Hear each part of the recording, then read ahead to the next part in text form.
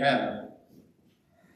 As we prepare for our service this morning, please remember to turn your phone and other electronic devices to silent, and let us move into the service willing to be authentic with each other, honest within ourselves, and open to connection in all of its forms. It is my pleasure this morning to introduce our guest minister, the Reverend Dennis McCarty. Born in Western Colorado, Dennis McCarty decided at age 7 he wanted to become a novelist. He did have a string of fantasy novels published by Ballantine Del Rey in the 1980s, but was increasingly hearing a call to liberal ministry. He graduated from Meadville Lombard Theological School, then was called to the Unitarian Universalist congregation of Columbus, Indiana. He retired in 2015 and is now Minister Emeritus there. Since retiring from the parish, he has been answering a slightly different call to share words and music related to his evolving sense of spirituality. His 2018 book, Reflections on Time, Culture, and Spirits in America, was nominated for the Pulitzer Prize. His latest book, Sherlock Holmes at the Siege of Troy, returns to his fantasy roots and will be published in 2023. Please welcome the Reverend Dennis McCarty.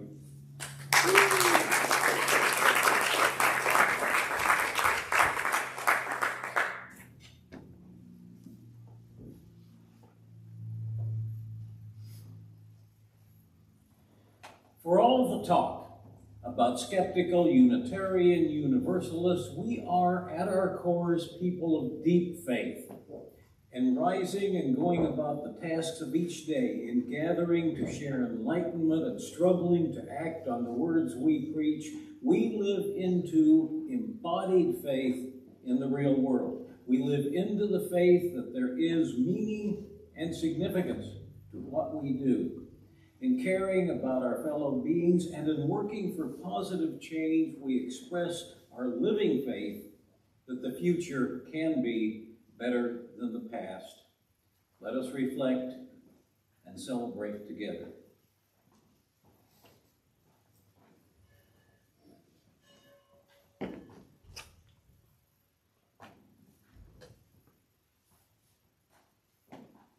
Lights on, something must be going to happen. If you can guess from Sherlock Holmes at the Siege of Troy, well, you wouldn't know from the title. I was a Chaucer freak in college.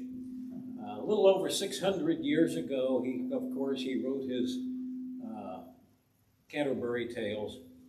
And the beginning is a celebration of spring, and we're still in spring, and I love to share it at least once a year. So y'all are going to get to hear it. And it is, if nothing else, an example of how much the English language has changed in 600 years. This will be in Middle English. When that April with his shore stota, the drocht of March hath pierced to the rota, and bothered every vein and switch liqueur, of which vertu engendered is the floor. When Zephyrus ake with his sweet breath, in spirit hath in every hote and hath the tendre croppes and the young sun, hath in the ram his halve corsair run, and smaller foolish maken melodie, that slepen all the night with open ear, so pricketh him that poor in ear courageous, then longen folk to go on pilgrimages. And Palmerus for to saken straun just rondes, to ferne always couth in sundry londes, and specially from every sheerus end of England to Canterbury they vend. Their holy blissful martyr for to sake, their him hath holpen when that they were sake. And the words mean, the month of April has a sweet, sweet rain that showers down on mountain, heath, and plain. It soaks into the ground like heaven's wine and gives birth to the flower and the vine. The gentle breezes kiss across the land, caress new planted crops with loving hand.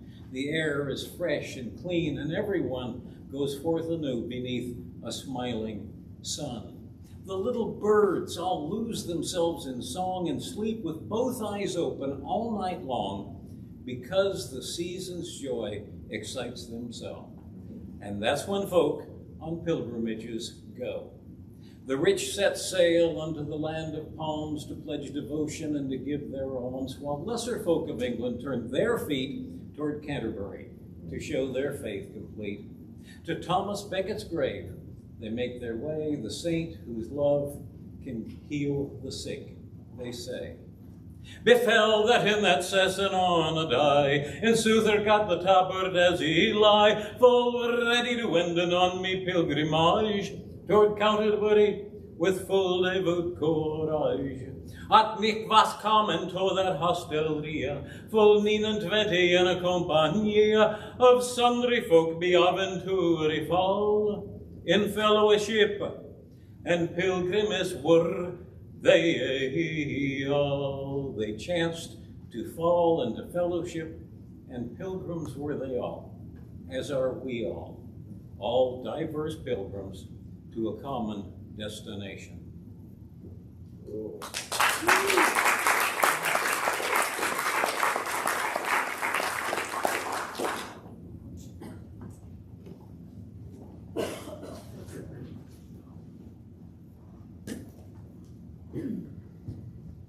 We light our chalice this morning with these words from Christine Robinson. We gather this hour as people of faith, with joys and sorrows, gifts and needs. We light this beacon of hope, sign of our quest for truth and meaning, in celebration of the life that we share together.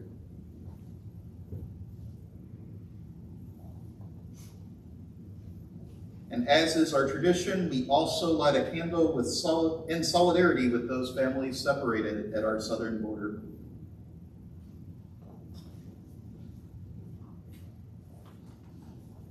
I would like to invite you to rise in body or in spirit as you're willing and able, and join us in singing our opening hymn, number 170 in the gray hymnal, We Are a Gentle, Angry People.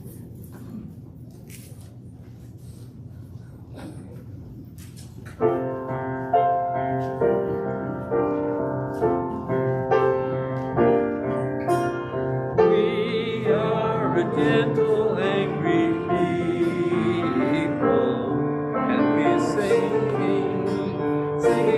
for our lives. We are a gentle, angry people, and we are singing for our lives. We are a justice singing for our lives.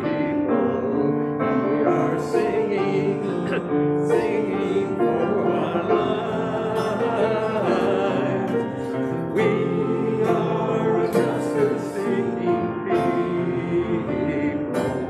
and we are singing for our lives.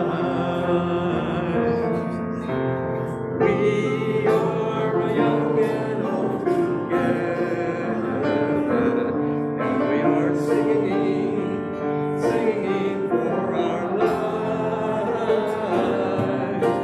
We are young and old together, and we are singing for our lives. We are a land of many colors, and we are singing for our lives. We are a land of many colors, and we are singing for our lives. We are gay and straight together, and we are singing for our lives.